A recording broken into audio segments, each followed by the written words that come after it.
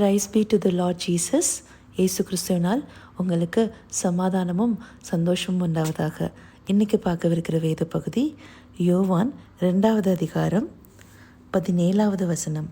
அப்பொழுது உம்முடைய வீட்டை குறித்து உண்டான பக்தி வைராக்கியம் என்னை பட்சித்தது என்று எழுதியிருக்கிறதை அவருடைய சீசர்கள் நினைவு கூர்ந்தார்கள். இந்த வசனம் ஏற்கனவே பழைய ஏற்பாடில் வந்திருக்கு. அதனால தான் சீஷர்கள் நினைவு கூர்ந்தார்கள்னு கூப்பிட்டுருக்காங்க. எங்கே வந்திருக்கு? சங்கீதத்தில் 69வது சங்கீதத்தில் 9வது வசனம் பார்த்திங்கன்னா தாவீது இதை எழுதுகிறாரு. அவரோட அந்த இதே வசனம் அப்படியே இருக்குது நம்மளுக்கு. உம்முடைய வீட்டை குறித்து உண்டான பக்தி வைராக்கியம் என்னை பட்சித்தது அப்படின்னு சொல்லிட்டு அந்த வசனம் சொல்லப்படுது. எதுக்காக இந்த வசனத்தை சீஷர்கள் நினைவு கூறுறாங்க? இயேசு கிறிஸ்து நம்மளோட பூமியில் பிறந்ததுலேருந்து ரொம்ப அன்பாகவும் அவர் பொறுமையாகவும் மன தாழ்மையோடு இருந்ததை பார்க்குறோம். ஆனால் அவர் ஒரு இடத்துல கோபப்பட்டிருக்காரு. எந்த இடத்துல? தேவ ஆலயம், தன்னுடைய பிதாவின் வீடாகிய தேவ ஆலயத்தை எல்லாரும் ஒரு ஆடு மாடு வைக்கிற இடமாகவும் காசுக்காரர் உட்கார்ந்துருக்கிறதையும் அவங்களெல்லாம் பார்த்து, புறா வைக்கிறவங்களையும் பார்த்து ஒரு கயிற்றுனால ஒரு சவுக்கை பண்ணி அவங்களெல்லாம் அந்த இடத்த விட்டு துரத்துறாரு அடிச்சு. அப்போது இந்த இடத்துல அவரோட கோபம் எதுக்காக? தன்னுடைய பிதாவுடைய வீடாகிய அந்த தேவாலயத்தை கெடுத்து போட்டது. அப்போது தேவாலயத்தை கெடுக்கிறது ஆண்டவர் கொஞ்சமும் விரும்பலை. அவரையே கோவப்படுத்தக்கூடிய ஒரு விஷயமா பார்க்குறாரு. இப்போது தேவாலயம்ன்றது இந்த புதிய ஏற்பாடு காலத்தில் இந்த ஆண்டவருடைய அந்த புதிய உடன்படிக்கைக்கு அப்புறமா நமக்கு எது தேவாலயமாக இருக்குது? 1 கொரிந்தியர் 3வது அதிகாரம் அதில் 17வது வசனம் பாருங்கள். ஒருவன் தேவனுடைய ஆலயத்தை கெடுத்தால் அவனை தேவன் கெடுப்பார். தேவனுடைய ஆலயம் பரிசுத்தமாக இருக்கிறது, நீங்களே அந்த ஆலயம். அப்போது நம்மளுடைய சரீரமே தேவாலயம். ஆண்டவருக்கு பிடிக்காத காரியம் எதுன்னு இப்போ நம்மளுக்கு தெரியுது இல்லையா? ஆண்டவருக்கு எது பிடிக்காது? நம்மளுடைய தேவாலயம், அதாவது அவருடைய தேவாலயம் நம்முடைய சரீரம். ஏன்னா அவருடைய பரிசுத்த ஆவி தங்குறதுக்கான இடம் நம்மளுடைய சரீரம். அந்த சரீரத்தை ஒரு நாள் நம்ம கெடுத்து போடக்கூடாது. அது தேவனை கோபப்படுத்துகிற ஒரு விஷயமா இருக்கும்.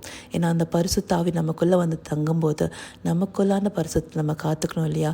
நம்மளுடைய சரீரத்தை எல்லா ஒரு தப்பான விஷயங்களுக்கு ஒப்பு கொடுக்காமல் நம்ம அந்த சில நேரங்களில் பண ஆசைக்காக, ஏன்னா தேவாலயத்தில் தானே பண்ணுறாங்க, பண ஆசையில் அதிகமாக சிலர் விரைந்து ஓடுவாங்க. பண ஆசையே எல்லா தீமைக்கும் வேறாக இருக்கிறதுன்னு சொல்லப்பட்டிருக்கு இல்லையா? நம்ம தேவைகளை தேவன் பார்த்துக்கொள்வார். அதற்காக உங்கள் சரீரத்தை ஓடி வருத்தி ரொம்ப கஷ்டப்படுத்தி கொள்வதாக இருக்கட்டும், இல்லை சில நேரங்களில் சில வேலைகள் செய்கிறதுக்காக அந்த சரீரத்தை நம்ம சரியான விஷயங்களை பார்த்துக்காம ஒரு உணவு கொடுக்கறதுலேருந்து, இல்லை சரீரத்துக்கு சரியான அளவில்லாத போஜனங்கள் கொடுத்து, ஒருவன் போஜன பிரியராக இருந்தால் அவன் தொண்டையில் கத்தியை வைக்க சொல்லியிருக்கார் ஆண்டவர். ஏன்னா நம்ம சரீரத்துக்கு கொடுக்குறோம் அப்படிங்கிறதுல நம்ம கவனமாக இருக்கணும். அதே போல் அது அந்த சரீரத்தில் உண்டாகிற எந்த ஒரு தேவையில்லாத சில விஷயங்கள் நம்ம நம்மளுடைய இருதயத்துலேருந்து உண்டு பண்ணுற ஒரு இச்சைகள்னால நம்மளுடைய மாம்சத்தின் இச்சைகளுக்கு அடிமையாகி போகிறது.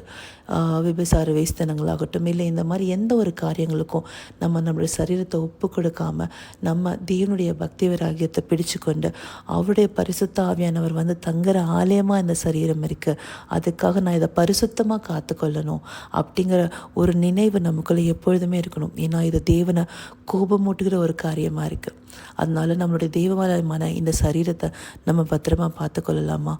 இந்த சரீரத்தை நம்ம ஒரு நாளும் பரிசுத்த வழியில் நடத்துறதுக்கு நம்மளுக்கு பரிசுத்த ஆவியானவர் தான் நம்மளுக்கு உதவி செய்ய முடியும்.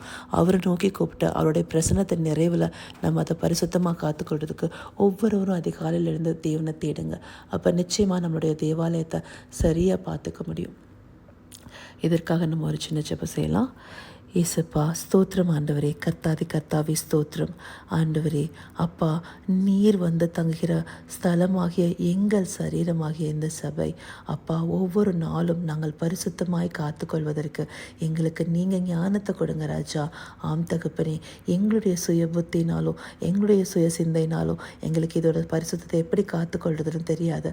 ஆனால் தேவனை உம்முடைய ஞானத்தை எங்களுக்கு அனுப்பி உம்முடைய உணர்வை எங்களுக்கு கொடுத்து அப்பா, நீர் இந்த சரீரத்தை நாங்கள் எப்படி பரிசுத்தமாய் பாதுகாத்துக் கொள்வதுன்னு எங்களை நடத்துங்க. உம்மை கோபப்படுத்துகிற எந்த ஒரு விஷயத்திலும் நாங்கள் ஈடுபடாத அளவுக்கு இந்த சரீரமாகிய சபையை, உம்முடைய தேவாலயத்தை நாங்கள் பரிசுத்தமாய் காத்துக்கொள்றதுக்கு எங்களுக்கு நீங்கள் துணை செய்யுங்க ராஜா. நீங்கள் அப்படி துணை செய்ய போகிற கிருபைக்காய் நன்றி. எல்லா துதி மகிமை கனம் யாவும் இயேசு ஒருவருக்கே செலுத்துகிறோம். இயேசு கிறிஸ்துவின் வெளியேற பெற்ற நாமத்தால் வேண்டிக் கொள்கிறேன் ஜெபம் கேளும் நல்ல பிதாவே, ஆமென்.